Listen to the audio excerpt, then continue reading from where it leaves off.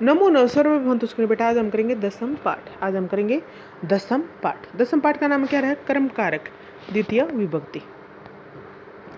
द्वितीय विभक्ति क्या होता है बेटा? जिस प्रक्रिया का फल या प्रभाव पड़ता है उसे क्या कहते हैं? कर्म कारक। कर्म कारक में कौन सी विभक्ति होती है? द्वितीय विभक्ति। कौन सी विभक्ति होती है? द्वितीय विभक्ति। जिस पर क्रिया का फल या प्रभाव पड़ता है उसे क्या कहते हैं? कर्म कारक। कर्ता क्या होता है? करने वाला। प्रथमा विभक्ति। कर्ता ने कर्म को। इसका चिन्ह क्या होता है? को। कई बार क्या होता है? को न रहने पर भी द्वितीय विभक्ति का ही प्रयोग होता है। जैसे बालक जल पीता है, तो बालक जल पीता को नहीं लिखा हुआ ना, इसलिए फिर भी इसमें द्वितीय, क्योंकि जल को ही पीता है। बालक जलम पीती, बालक जल पीता है। सैनिका राष्ट्रीय ध्वजम नमन्ति, सैनिक राष्ट्रीय ध्वज को नमन करते हैं। ते राष्ट्रीय गीतम गायन्ति, वे सब राष्ट्रीय गीत को गाते हैं। सैनिका देशम रक्षन्ति, सैनिक देश की रक्षा करते हैं। छात्रा विद्यालयम गच्छन्ति, अनेक छात्राएं विद्यालय जाते हैं। ते अध्यापका नमन्ति, वे सब अध्यापकों को नमन करते हैं। सर्वे पाठान पठन्ति, सभी पाठों को पढ़ते हैं। छात्रा वार्तालापम अपि कुर्वन्ति, छात्राएं वार्तालाप भी करती हैं। भक्ता देवालयम गच्छन्ति, और भक्त मंदिर में जाते हैं। अनेक भक्त मंदिर में जाते हैं। ते ईश्वरम नमन्ति, वे सब ईश्वर को नमन करते हैं। भक्ता ईश्वर प्रार्थना कुर्वन्ति, और जो अनेक भक्त हैं वो ईश प्रार्थना करते हैं। पंडिता आशीर्वादम यशन्ति, और जो पंडित लोग हैं वह आशीर्वाद देते हैं। भक्ता प्रसादम खादन्ति, और भक्त प्रसाद को खाते हैं। बाला भोजनम कुर्वन्ति, लड़कियां भोजन करती हैं। ते रोटिका खादन्ति, और वे सब रोटियां खाते हैं। बाला दुग्धम पीवन्ति, लड़कियां दूध पीती हैं। ते आम्राणी खादन्ति, और वे सब आम खाते हैं। बाला शीत पेयम अपि पीवन्ति, लड़कियां शीत पेय भी पीती हैं। लड़कियां शीत पेय भी पीती हैं। कृष्ण कृषि कार्यम करोति, किसान है खेती का कार्य करता है। किसान खेती का कार्य करता है। कृषक बीजानि वपति, कृषक जो है बीजों को बोता है। वृष बहुत तृणानि खादता है, दो बैल घास को खाते हैं। दो बैल घास को खाते हैं। कृषक कठोर श्रमम करोति, और जो किसान है वो कठोर परिश्रम करता है।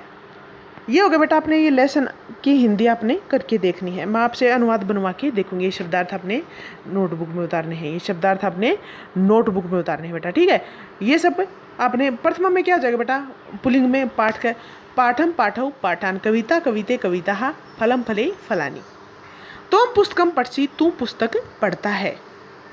रामा भोजनम करोति, राम भोजन करता है। सा गीतम गायति, वह गीत गाती है। वयम चित्रम पश्यामः, हम सब चित्र को देखते हैं। छात्राः प्रार्थना कुर्वन्ति, छात्राएं प्रार्थना करती हैं। गीता पत्रम लिखती, गीता पत्र लिखती है। गीता पत्र लिखती है। फिर है बेटा एक पदेन उत्तरते, एक पद में उत्तर दो। छात्रा कान नमन्ति, छात्रा किसको नमन करती है बेटा? अध्यापकान, अध्यापकों को।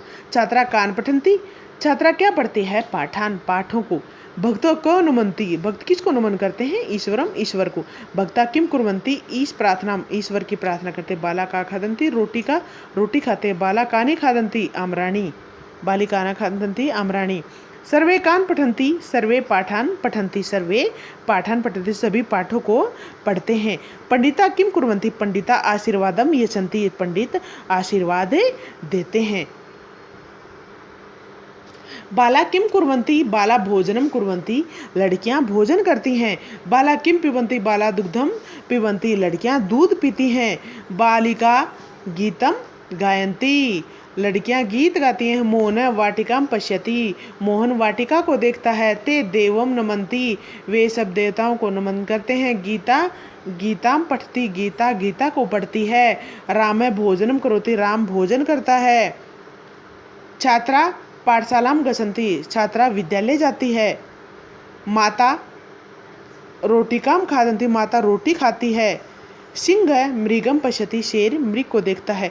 बेटा ये बनाने हमने क्या निर्देशानुसार वचनम परिवर्तन, वचनों को परिवर्तन करना। जैसे पाठम क्या है? एक वचन है। बहुवचन में क्या बन जाएगा? पाठन। बहुवचन में पाठन बन गया। इसी प्रकार से अश्व तृणम खादन्ति, तृणम के स्थान पे क्या बन जाएगा? तृणानि, अश्व तृणानि खादन्ति।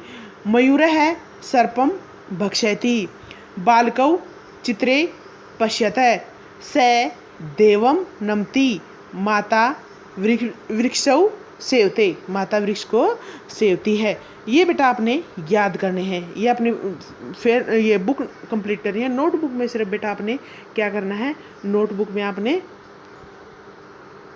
शब्दार्थ उतारने हैं। नोटबुक में आपने क्या करना है, शब्दार्थ। नोटबुक में आपने क्या उतारना है, शब्दार्थ। और ये सब आपने बुक में कंप्लीट करना है और याद करना है। लेसन की हिंदी आपने करके देखनी है। और एक क्वेश्चन बनेगा बेटा इसमें, कर्म कारक किसे कहते हैं? कर्म कारक किसे कहते हैं?